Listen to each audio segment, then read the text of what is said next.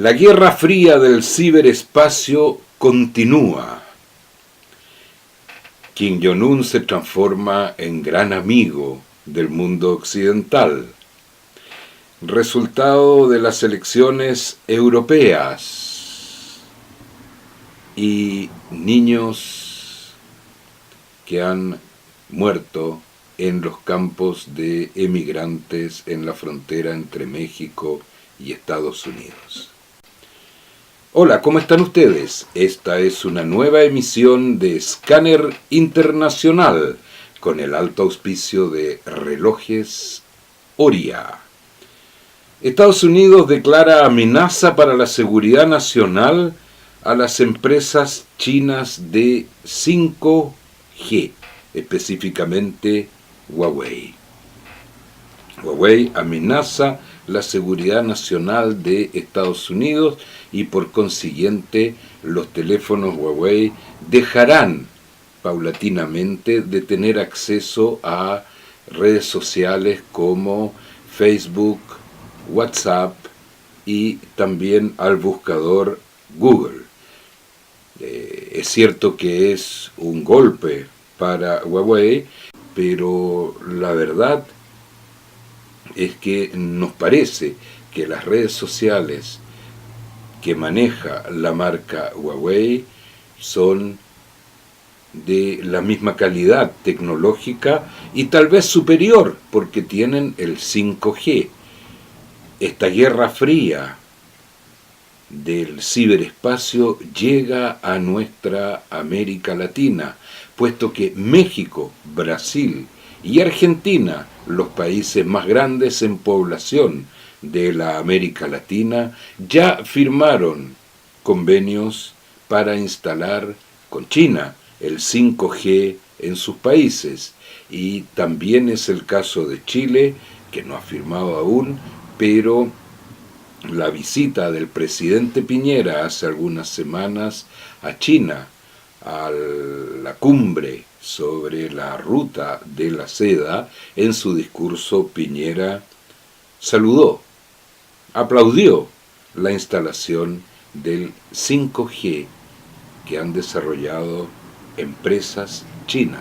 Ya tendremos la ocasión de saber hacia dónde va esta guerra fría del ciberespacio, aunque aquí en Escáner Internacional pensamos que no tiene para mucho tiempo y pensamos que en realidad lo único que logra Estados Unidos con esta guerra fría del ciberespacio es negarse a sí mismo, puesto que aquellas personas aquí en nuestra América Latina de mi generación y algunos que sean algo más jóvenes, aprendimos lo importante y lo sagrado, casi diría, que es la libre competencia.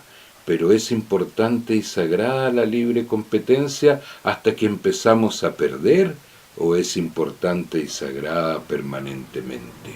No parece ser de buen augurio que los países estén por la libre competencia, por el libre mercado, hasta que se pierde el mercado.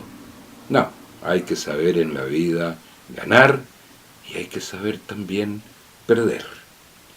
Y Donald Trump declara en Japón, donde está en visita oficial, que finalmente Kim Jong-un no es un peligro para el equilibrio estratégico internacional y que las pruebas balísticas que hace Kim Jong-un o que hace el ejército, la armada de Corea del Norte, no son tan terribles ni tan graves, declaró Donald Trump en Japón después de haber amenazado que si seguían estas pruebas balísticas, Estados Unidos iba a reaccionar con mucha fuerza, incluyendo una amenaza atómica. Sin embargo, estas pruebas balísticas ya no son tan graves y finalmente podemos esperar de aquí a fin de año un nuevo encuentro entre Donald Trump y Kim Jong-un en el que tal vez no dejen la mesa puesta y se retiren, sino que se den la mano, lo que todo el mundo aplaudiría porque no queremos más conflictos en esta tierra que se ha hecho tan pequeña para los 7.000 millones de habitantes que en ella moramos. Europa. Ya se conocen prácticamente la totalidad de los resultados de las elecciones al Parlamento Europeo.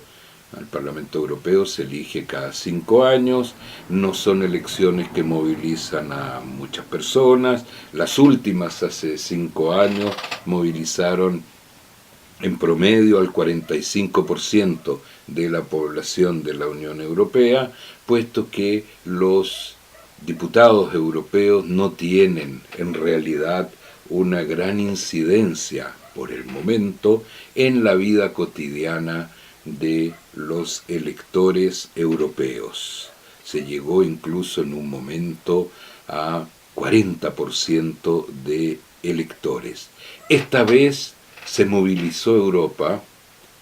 Recordemos que no son elecciones que influyan en la vida cotidiana de las personas, como son las de alcaldes, como es la de presidente de la República, etc. Y esta vez Europa fue a votar con un 51% de electores. Más de la mitad de los ciudadanos europeos votaron en estas elecciones. Quien les habla lo hizo en la Embajada de Francia en Santiago, considerándolo un deber, puesto que existía el peligro de que la extrema derecha nacionalista, que comúnmente hemos llamado los neonazis, una extrema derecha xenófoba, una extrema derecha antisemita, en el correcto sentido de la palabra, o sea, antijudío y antimusulmán, antisemita. Una extrema derecha contraria a la unión de los países europeos y que plantea que cada país tiene sus valores, su forma de ser y que cada país debe ser independiente. Extrema derecha europea que presentó candidatos, pero con el proyecto y el programa de desmantelar la Unión Europea, así como en Inglaterra ya se estaría retirando de la Unión Europea la extrema derecha de los otros países, Italia, Francia, Hungría, Alemania, etc. La extrema derecha presentó candidatos, pero para terminar con la Unión Europea, o al menos reducir considerablemente su existencia. La extrema derecha, gracias a la masiva participación, 51% para este tipo de elecciones es masiva, bajó. Y habiendo llegado en otras elecciones europeas o en encuestas a un 25% de electores, finalmente quedó con un 22 punto algo por ciento. Llegó primero. Es cierto que la extrema derecha con su 22% llegó primero. ¿Por qué? Porque habían más de 15 listas que se presentaban. En Francia estaban los chalecos amarillos, estaban los pro monarquía, en otros países estaban diferentes grupos de extrema izquierda, de centro, etc. Y el conjunto de las otras listas contrarias a la extrema derecha, o sea, listas favorables a la Unión Europea, que la Unión Europea esté dirigida por la centro derecha o esté dirigida por la centro izquierda, es asunto de mayorías, de acuerdos entre partidos, etc. Las otras listas, o sea, centro derecha, centro y centro izquierda, son mayoritarias. Y son absolutamente mayoritarias si se agrega al gran ganador de estas elecciones, que son los partidos ecologistas. Los partidos ecologistas llegaron a obtener el otro cuarto y se acercaron a un tercio del electorado. Por consiguiente, y los partidos ecologistas han manifestado desde hace muchos años su apego a la Unión Europea. O sea, los exit, los contrarios a la Unión Europea, llegan a un 22%. Ganó la Unión Europea. ¿Cómo se van a armar allí las mayorías entre el centro derecha y el centro izquierda? Ya lo veremos frente a votaciones por diferentes proyectos. Pero el riesgo de que los neonazis ganaran y fueran mayoría fue un riesgo que fue muy temido, y que lograran desmantelar la Unión Europea para los próximos 5 años pasó. Sin embargo, debemos manifestar que nos parece peligroso que un europeo de cada 5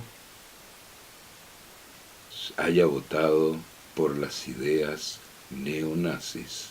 Un europeo de cada 5 votó por candidatos antisemitas.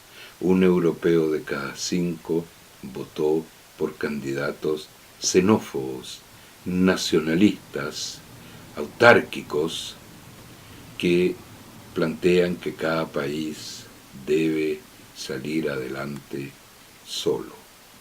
La Unión Europea en su conjunto es una potencia. 2 de sus Estados miembros son miembros permanentes del Consejo de Seguridad de Naciones Unidas. 2 de sus Estados miembros son potencias atómicas a nivel militar.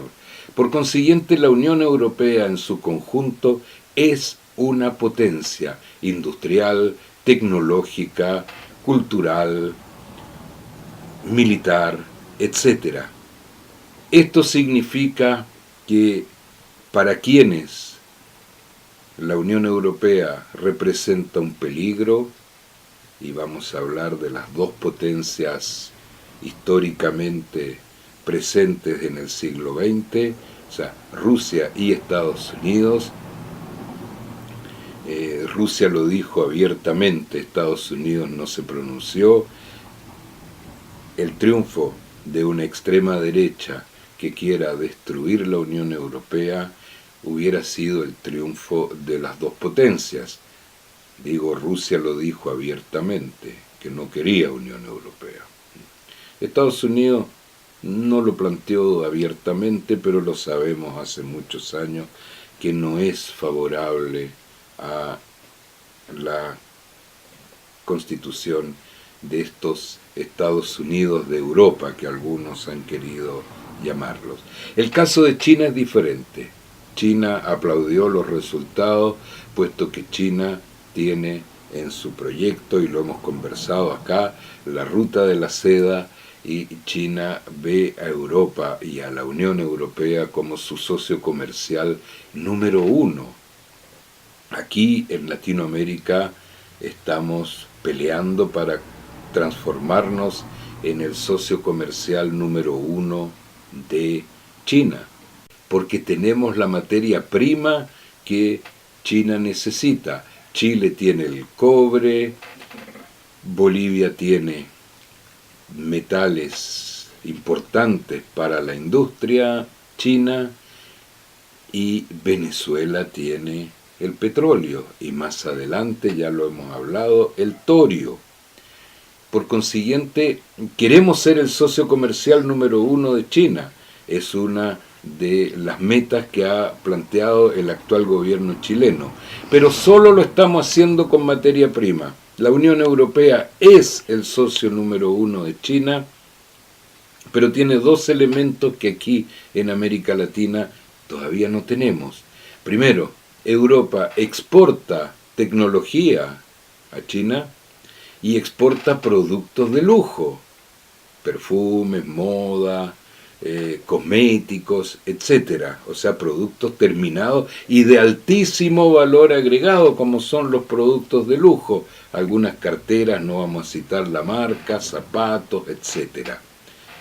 Y por otra parte, Europa tiene un poder de consumo muy superior al que tenemos aquí en América Latina, y ese poder de consumo es receptor de los productos chinos que están cada día más presentes en los mercados europeos y que van a estar absolutamente presentes cuando se cree esta ruta de la seda que va a unir a Chile con Europa.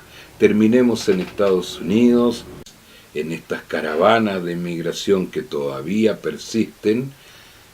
Recordemos que son caravanas de inmigración en donde los individuos, que son miles, llegan a la frontera de Estados Unidos, no buscan pasar clandestinamente por túneles o por encima del pequeño muro que existe hace muchos años, sino que piden el asilo, argumentando la existencia de pandillas en sus países que no les permiten vivir. El asilo está reglamentado por la Convención de Ginebra de 1951, de la cual Estados Unidos no solo es firmante, sino que es miembro fundador.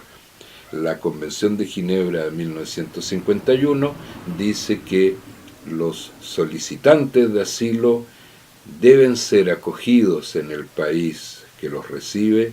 En este caso, y ahora, Donald Trump decidió que estas personas solicitantes de asilo iban a quedar en campos, encerrados, mientras se decide si se les otorga o no este asilo.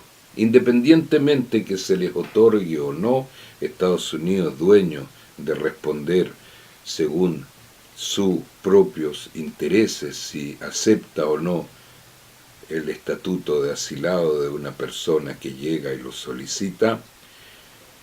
Estados Unidos puso a estas personas en campos encerrados con alambre y separó a hombres, mujeres y niños, lo que fue muy criticado, y más aún ahora, puesto que en el campo en donde están los niños se están produciendo muertes por enfermedad que han impresionado al mundo libre.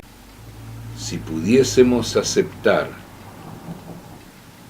que esos padres quisieron aprovecharse de una convención de Naciones Unidas, obteniendo un estatuto que tal vez no corresponda, son ellos los responsables y no los hijos. Los hijos no pueden asumir responsabilidad por sus padres, y los hijos tienen obligación legal en todos los países del mundo de seguir a sus padres, vayan a donde vayan. Mal comportamiento tuvo Estados Unidos, una mala nota le vamos a poner, puesto que no debió haber encarcelado a estos solicitantes de asilo, y menos aún separar hombres, mujeres y niños. Actualmente, porque esto fue tomado el año pasado, actualmente Estados Unidos llegó a un acuerdo con México, y los demandantes de asilo no ingresan a Estados Unidos, sino que permanecen en México esperando la respuesta si se aprueba o no se aprueba la solicitud que han hecho. Entonces se quedan en México. México, por supuesto, que no tiene la capacidad de absorberlo, aunque ha hecho grandes esfuerzos, y se dice, no lo tenemos claro, que Estados Unidos ha ayudado económicamente para que se mantenga a estas personas en territorio mexicano y no en territorio norteamericano. No vamos a juzgar lo que está ocurriendo este año. Tampoco nos parece lícito que miles de personas reclamen el beneficio de la Convención de Ginebra de 1951, reservada exclusivamente a personas que tienen peligro de su vida por su raza, su religión, su creencia política o su origen. Esperemos que en ese sentido las cosas sigan mejorando. Y ya es hora de despedirnos. Que estén ustedes muy bien.